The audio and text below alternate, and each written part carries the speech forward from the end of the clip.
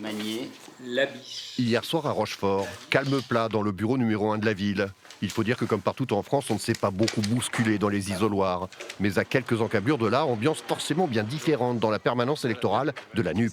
On est premier à Aigrefeuille.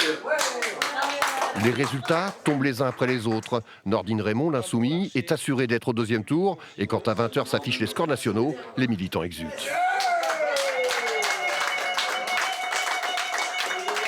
L'enjeu pour le second tour, c'est de mobiliser notre électorat. La réalité, c'est que je pense que pour plein de gens qui veulent voter pour nous, cette dynamique-là, ça va les faire sortir de chez eux. Et de se dire réellement qu'on peut battre Macron et on peut arrêter cette politique de casse sociale et d'inaction climatique. Mobiliser les abstentionnistes après une campagne express, c'est aussi forcément l'objectif d'Anne-Laure Babeau, qui arrive d'une courte tête devant le candidat de la NUP, mais qui surtout voit que 20% des électeurs ont apporté leur suffrage à Richard Guéry du Rassemblement national. Les extrêmes sont devant nous, j'ai envie de dire. Donc il y a des réponses à apporter. Et on a encore une semaine pour convaincre les électeurs de centre-gauche, de centre-droit, de voter pour le programme d'Emmanuel Macron.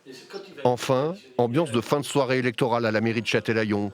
Avec 7000 voix, David Labiche, le candidat de la droite, s'enorgueillit de tripler le score de la candidate des Républicains au présidentiel, mais se refuse de donner une consigne de vote, enfin presque.